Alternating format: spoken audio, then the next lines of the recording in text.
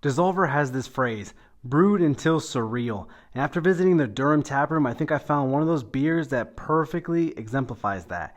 Because I walked inside, saw this absolutely insane six-horn skull covering the wall, and then I found the same creature wrapped around a West Coast IPA. But the deeper I dug into Corporate Brutality, the more I realized the artwork is only the beginning.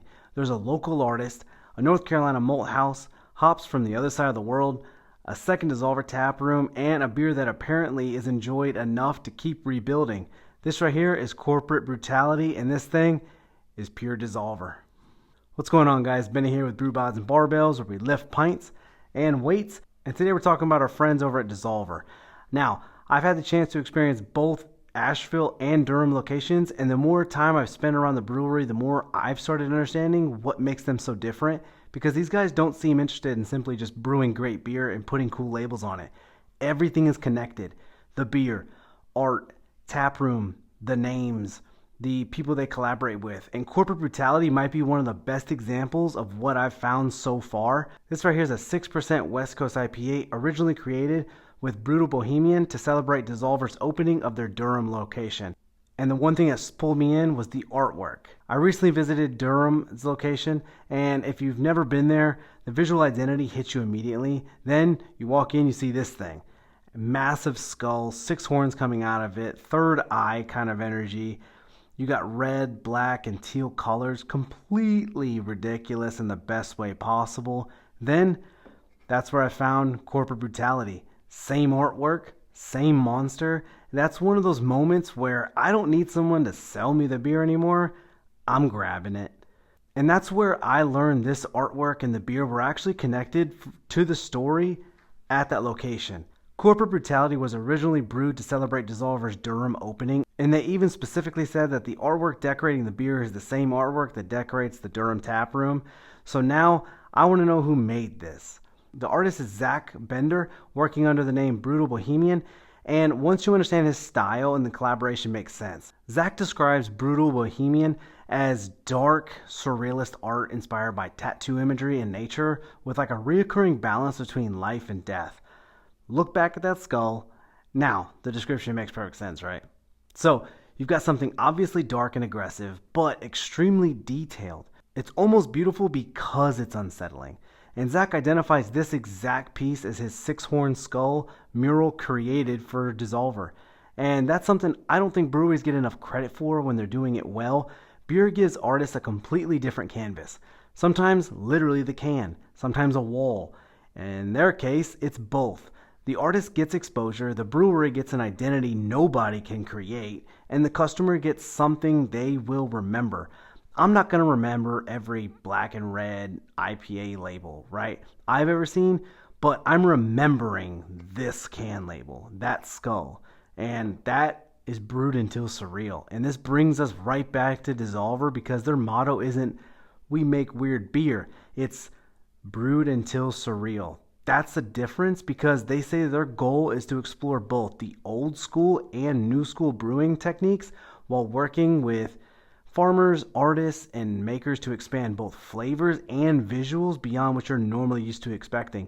And that's why I think Corporate Brutality is such a good example. The style itself isn't weird. It's a West Coast IPA, very familiar territory. Now what's surreal is what they built around this. You can make a recognizable style, then still be insanely creative with how you present it. Now when I tell you a West Coast IPA, just think hop forward flavor, more bitterness, a drier finish, less sweetness, and usually some combination of citrus, pine, resin, and fruit coming from the hops. So Dissolver isn't trying to make this taste like orange juice. They want the hops to punch, then get out clean enough that you want another sip. That's why what they chose underneath the hops is so important. This right here is built with 100% Riverbend malt. And that's a really good connection, because Riverbend is based right there in Asheville and has built a network of southeastern farmers with breweries and distillers. Most of the grain is actually grown within 300-mile radius of that facility. So you've got Dissolver in Asheville using malt produced by another Asheville company. That's a story in itself. For this beer, they use Chesapeake Pilsner and Great Chit. Now, this is what it means for in the glass. Chesapeake Pilsner is the base. Think more of like a fresh cracker, really light piece of bread, subtle enough that it supports all those hops without covering them. Then there's Great Chit, and this is one of those ingredients where it matters more than what it tastes like. Great Chit gives the body beer and that nice head that we all like to see on the top of it. Basically, Chesapeake Pilsner builds the floor, then Chit malt reinforces it, then Dissolver lets the hops start jumping on the furniture. Now, there are 4 names on this can for hops. All right, you got Ella, Muteca, Vic Secret, and Nelson Sauvin. I might have said those wrong, but listen, Ella is from Australia and can bring tropical fruit like papaya, mango, pineapple. Vic Secret brings in that pineapple again and pine. And then we head to New Zealand. Muteca is one of those that you can kind of learn quickly because think fresh lime. Then Nelson Sauvin gets weird, think white wine. They basically, that slightly fruity, crisp character that you might associate with like a Sauvignon Blanc, that's where the name came from. But here's where this beer starts looking. Now here's what the beer should start looking like in your head. Ripe pineapple, passion fruit, fresh lime, peach, a little bit of white grape character, then pine and resin and dankness underneath it. That is useful. Now, let's pull this all back together. Dissolver says this version was fermented completely dry with their in-house ale yeast and naturally carbonated using pressure during fermentation. Now, what that means to you is dry, because you got all the fruit character coming from the hops, pineapple, peach, passion fruit, lime that I was just talking about, but the beer itself doesn't need to be sugary. Those are the hop flavors. And that's an important distinction because fruit flavor does not automatically mean sweet beer. So the malt gives it structure. The hops paint all of the different fruit and resin notes. Then the dry finish pulls everything back into focus. That's the balance. And the story could have actually ended at the Durham opening. Special beer, cool artwork, everybody celebrates, done. Except Dissolver brought Corporate Brutality back to celebrate Durham's first anniversary. Then they kept making changes. Then in their current listing says they've retooled the recipe again. Now I'm specifically talking about the 2025 version I'm holding right here because the recipe on the can. But I love that they keep changing it because that feels true to the brand.